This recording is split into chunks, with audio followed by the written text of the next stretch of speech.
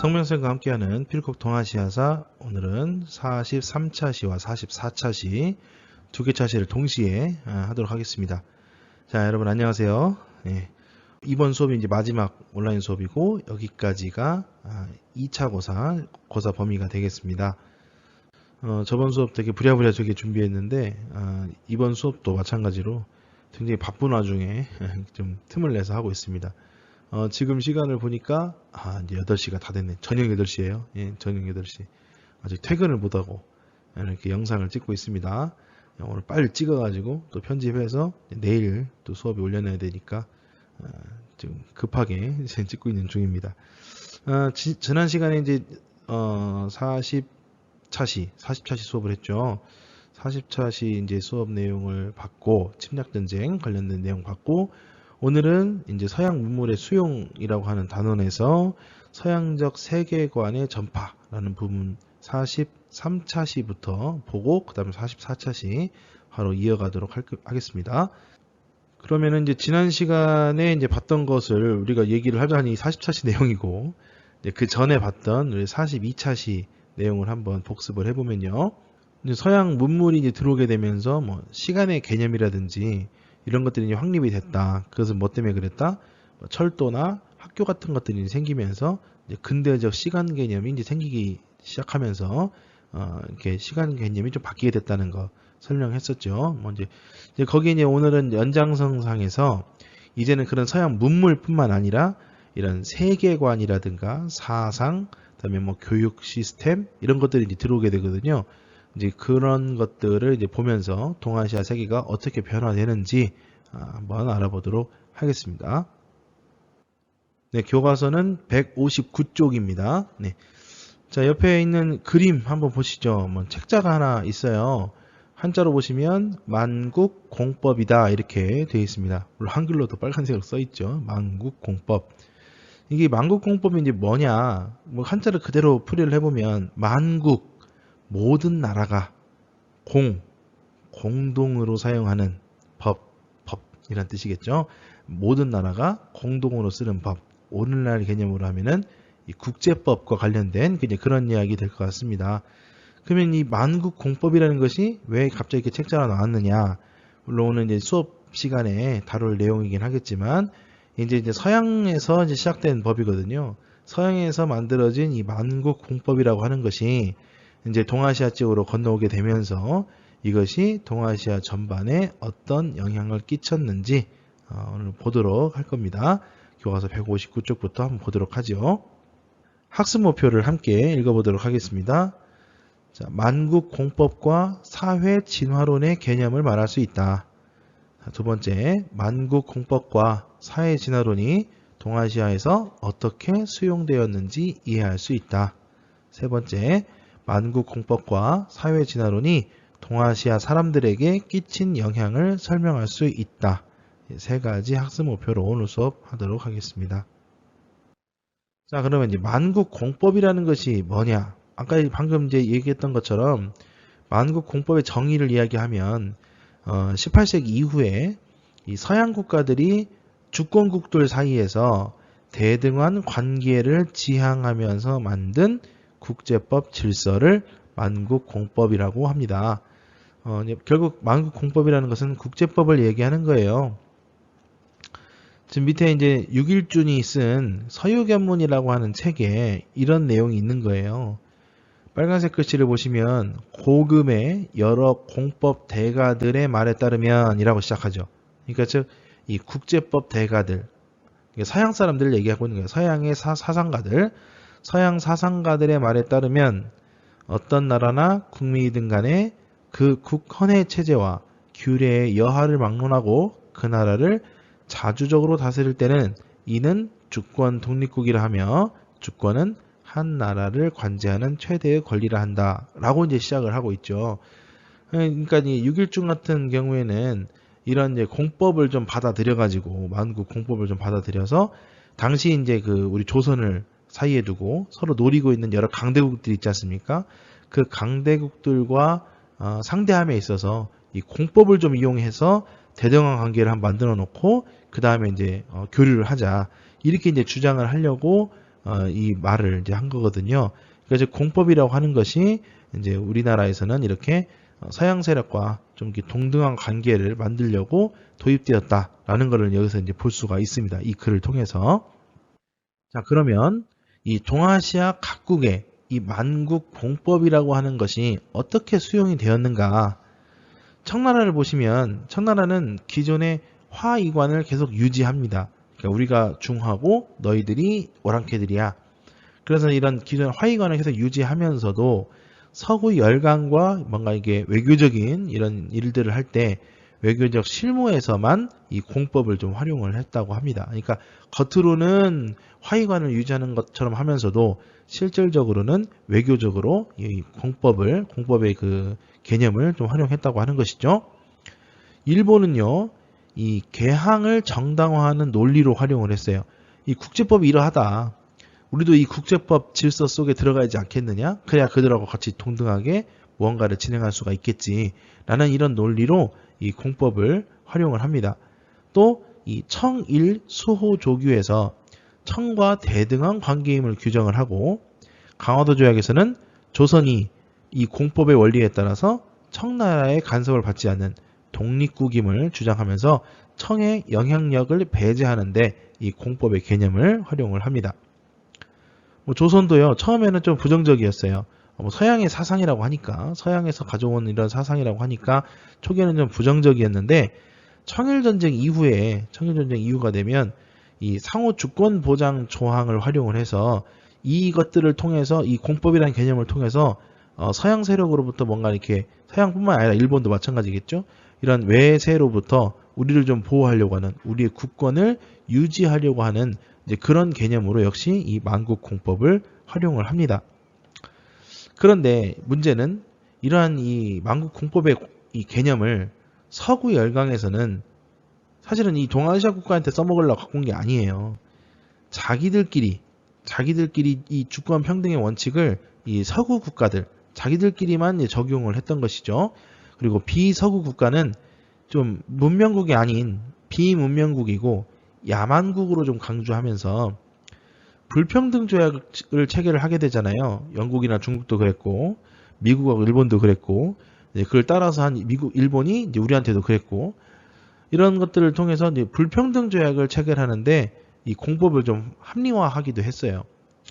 그러면서 이 서구 세력들이 이 동아시아 지역을 점령을 하고 그들과 이제 조약을 체결할 때 불평등한 관계를 이제 맺으면서 이거는 이 공법이라고 하는 것은 원래 이런 거야. 문명국과 비문명국 사이에서는 당연히 불평등할 수밖에 없어. 라고 하는 이런 개념을 도입을 하는 거죠. 이 개념이 사회 진화론이라는 개념이에요. 즉 무슨 얘기냐면 서양 세력들이 이 동양을 이제 진출을 할 때 만국 공법이라는 개념을 이제 전파하면서 더불어서 사회 진화론이라고 하는 사상도 같이 주입을 시켰던 거예요. 그래서 이 두 개를 좀 혼합을 해가지고 동양 세력과 조약을 맺을 때는 약간 불평등하게 맺어도 돼. 왜냐하면 니들은 문명국이 아니고 야만국이고 우리는 문명국이니까 이런 것들이거든요. 그럼 방금 제가 얘기했던 이 사회 진화론이라는 건 도대체 무엇이냐 한번 자세히 알아보도록 합시다. 이 사회 진화론이라고 하는 것을 이야기를 하려면 먼저 진화론을 얘기해야 됩니다. 이 진화론은 사실은 처음에 어떻게 시작하냐면 이 찰스 다윈이 이 동물이 이게 진화하는 과정, 동물이나 식물이 이렇게 진화하는 과정을 설명한 거거든요.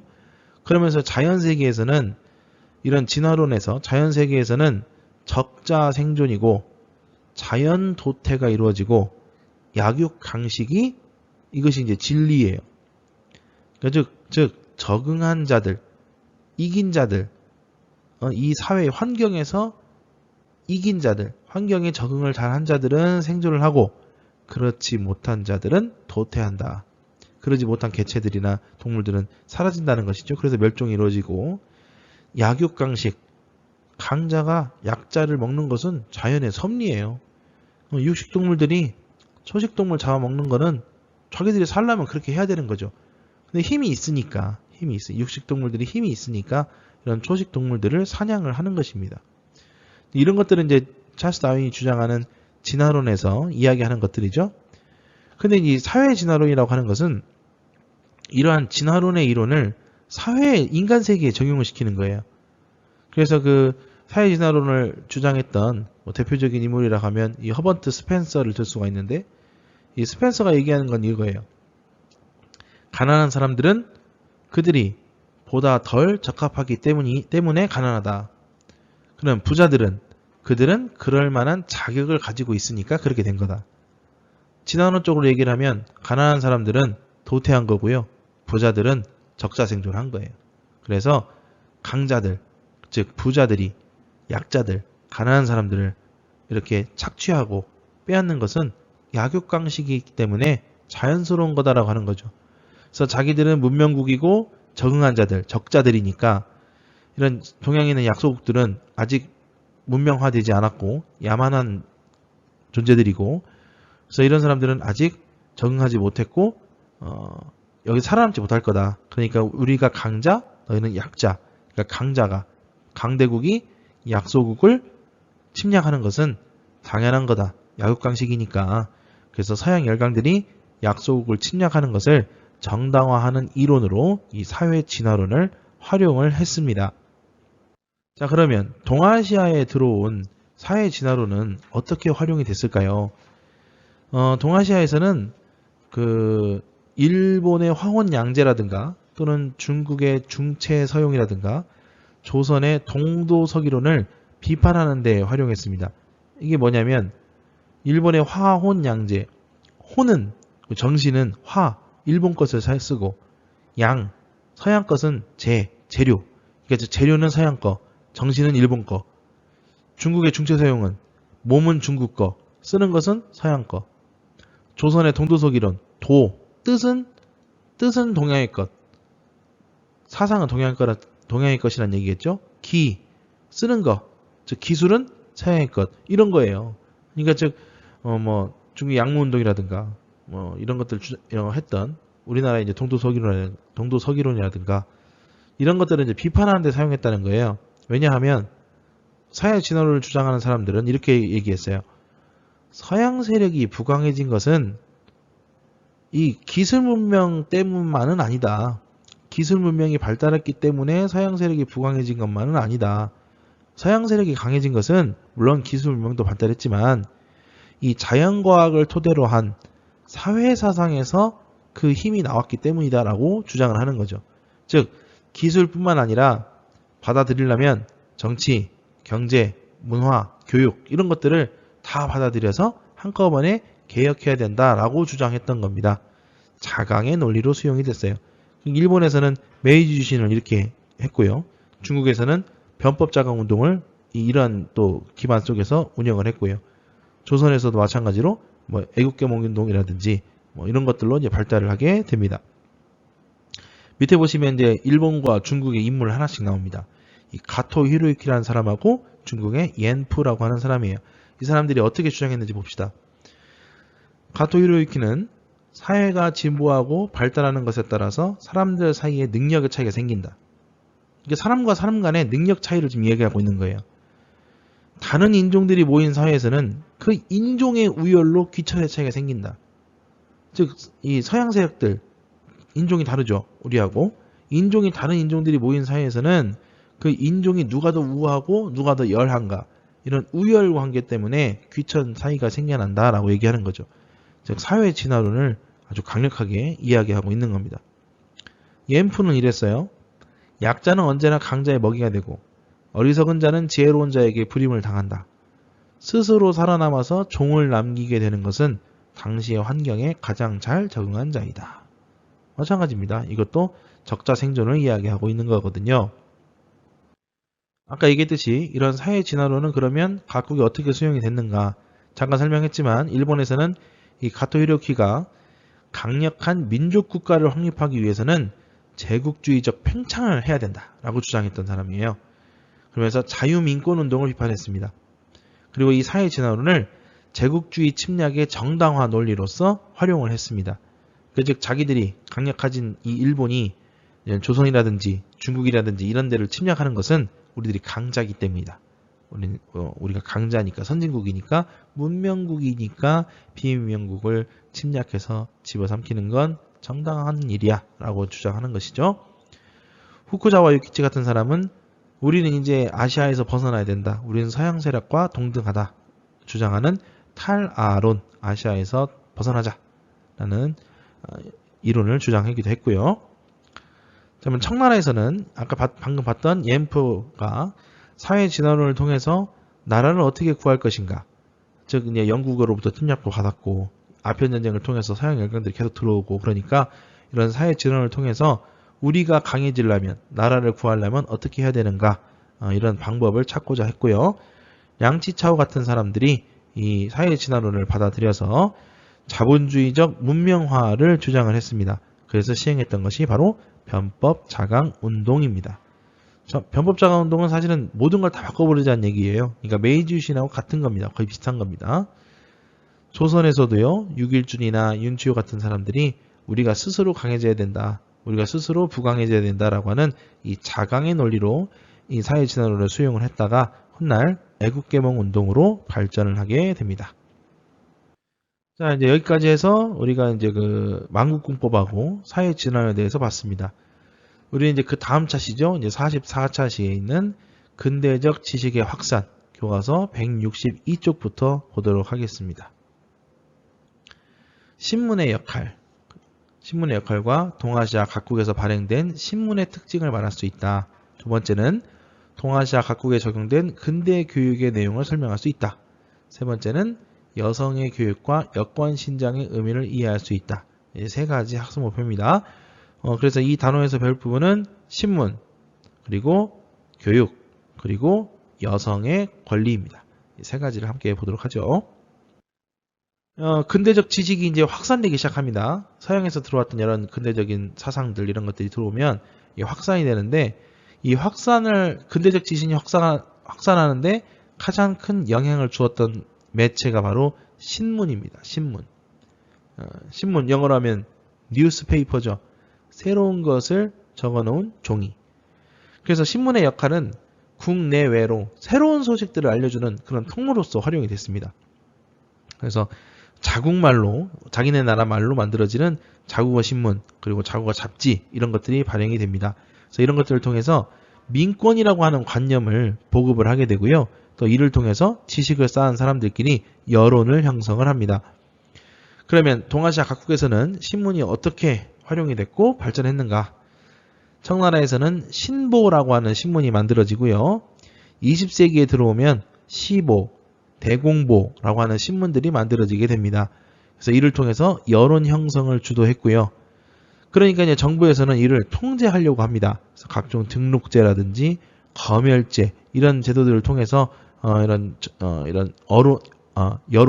언론을 좀 통제하려고 했었죠. 일본도 마찬가지예요. 일본도 처음에 요코하마 마이니치라고 하는 신문이 창간이 됐습니다. 이 신문이 굉장히 인기가 좀 있었다 그래요. 여러 가지 이제 가십거리라든가 이런 것들을 통해서 좀 인기를 많이 끌었었어요. 그래서 이제 이런 일간지들을 통해서 이제 소식들이 전파되는데 역시 마찬가지로 정부에서 이거를 통제하려고 합니다. 그래서 검열제라든가 또 발행 금지법이라든가 이런 것들을 도입하면서 이제 통제를 좀 했고요. 그 이후에는 이제 요미우리 신문이 역시 이제 일상 흥미 위주의 기사로 좀 인기를 좀 끌었다고 합니다. 조선에서는 이미 배운 바 있는 뭐 독립신문이 등장하게 되고요. 그다음에 뭐 황성신문, 대한매일신보 같은 이런 이제 국내 신문이 만들어지게 되고요. 이제 을사늑약 이후로는 통감부에서 신문지법이라고 하는 법을 만듭니다. 그래서 발행을 할 때는 허가를 받아야 되고 검열돼야 된다. 이런 법을 통해서 국내 신문들을 좀 탄압을 했었죠. 네, 다음은 이제 교육인데요. 근대적인 교육이 이제 등장하게 됩니다. 동아시아 각국이 이제 교육제도를 받아들여서 자기들 실정에 맞게끔 운영을 하는데, 일본을 먼저 보면 1872년에 근대 학제가 제정됩니다. 학제. 그래서 소학교, 중학교, 대학교로 이어지는 이런 학제가 만들어지고요. 신분 구별이나 남녀 차별 없이 누구나 6살이 되면 소학교에 들어가서 의무교육을 받아야 했습니다. 그래서 소학교 의무교육이 6살 때부터 받을 수 있게 됐고요. 고등교육도 실시를 하는데 이 도쿄대학이 1817년에 처음 생기게 됩니다. 지금은 이제 동경대학, 지금도 도쿄대학이라고 해요. 일본에서 최고 잘 나가는 학교죠. 네. 그리고 각지에 제국대학 등을 설립을 합니다.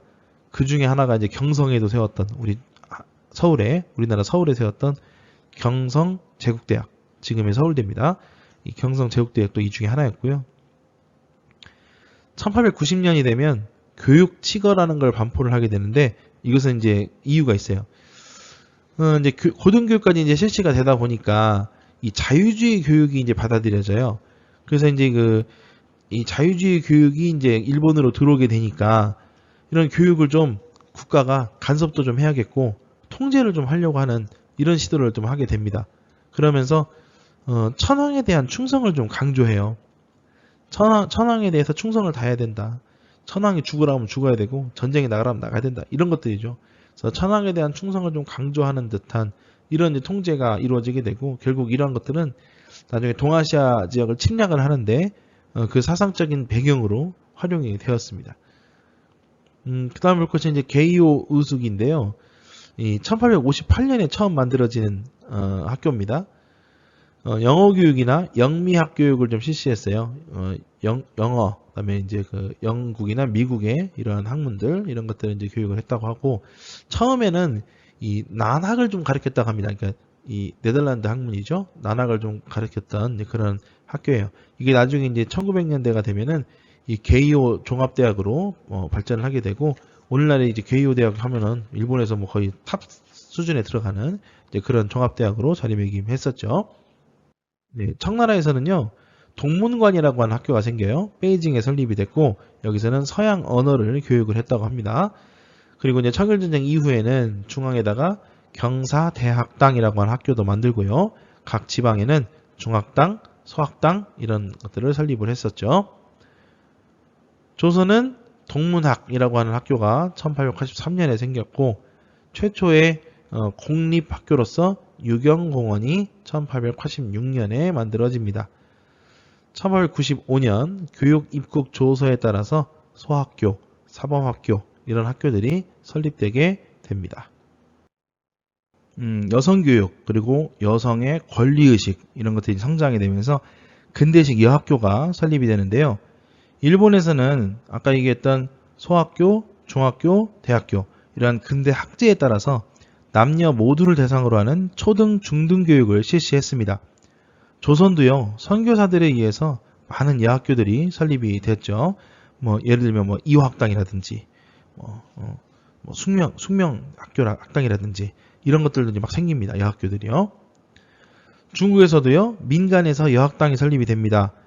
근데 이제 이 학교 교육 제도가 도입이 되면서 나중에는 여성 교육이 그때부터 이제 자리를 잡게 됐죠.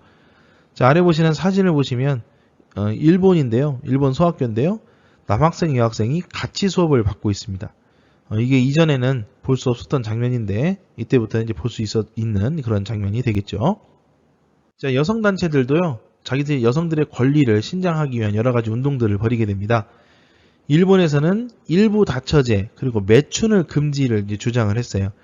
그래서 이제 미국에서 시작됐던 이 부인 교풍회가 일본으로 들어오게 되면서 조직이 되었고요. 그래서 이제 일본 내에 여성들의 권리를 좀 이제 높이려는 그런 운동들을 많이 했고, 한국에서는 1898년에 여학교 설시 통문, 줄여서 여권 통문이라고도 하는데, 이런 통문을 발표를 합니다. 내용은 이래요. 아래 이제 초록색 네모칸에 있는데요. 이 문명 개화 정치를 수행함에 있어서 여성들도 참여할 권리가 있다. 그리고 여성들도 남성과 평등하게 직업을 가질 권리가 있고, 셋째, 여성도 교육을 받을 권리가 있다. 이런 내용으로 발표를 합니다. 여성 인권 선언문인 것이죠. 그래서 이 여권 통문은 뭐 이소사, 김소사, 이 사람들이 중심이 돼가지고 만들었는데 여기서 소사라는 말은 기혼 여성을 뜻하는 말입니다. 뭐 우리가 나중에는 뭐 김여사, 박여사 이렇게 얘기하잖아요. 그런 것처럼 결혼을 한 기혼 여성들을 옛날에는 소사라고 불렀대요. 그러니까 김부인, 이부인 뭐 이런 뜻이겠지. 예, 그런 사람들이 여성 인권 선언문을 만든 겁니다. 그게 바로 여권 통문이고요. 찬양회라는 단체도 조직을 해서 여권 신장에 크게 역할을 했다고 합니다. 그래서 나중에는 순성여학교가 건립이 됩니다. 중국에서는요, 신해혁명 이후에 여성들의 권리를 신장을 시킬 것을 주장하는 이런 일들이 일어나게 되고요. 훗날 이제 신문화운동이라는 이런 문화 사조에서 남녀관계, 가족제도 변화, 그다음에 여성 해방 이런 것들을 주요 과제로 삼는 등 신문화운동이 발생하게 되면서 여성들의 권리가 조금씩 향상되어 갑니다. 자, 여기까지 해서 이제 시험 범위가 모두 마무리가 됐죠. 43차 시하고 44차 시 이야기했습니다. 예. 다음 시간 여러분들 언제 만날지 모르겠는데 시험 전에 과연 볼 수 있을까 싶은데요. 만약에 이제 여러분이 등교를 다음 주에 금요일 날 등교를 하죠. 예, 금요일 날 등교를 하게 되면 이제 금요일 날 하고 그 다음 주 월요일, 화요일까지 같이 보게 될 텐데 그때 수업을 할 수 있으면 다음 시간에는 2차 세계대전하고 그다음에 그 전쟁 후에 이뤄진 전후처리 그리고 동아시아라고 하는 단원에 대해서 이야기를 하도록 하겠습니다. 네, 오늘도 고생이 많았고요.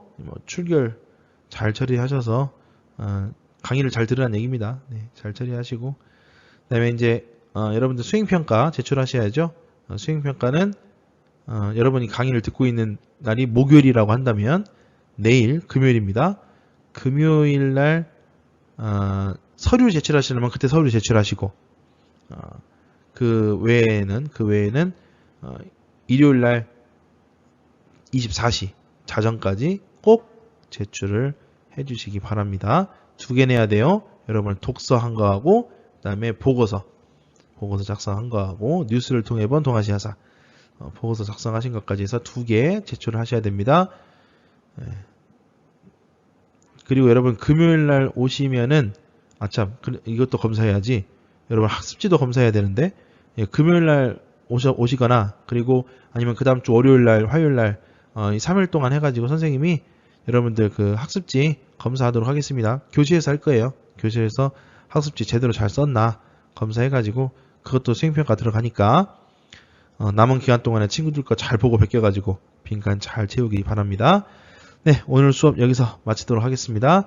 고생하셨고요. 우리 다음 시간에 다시 만나도록 합시다. 안녕히 계세요.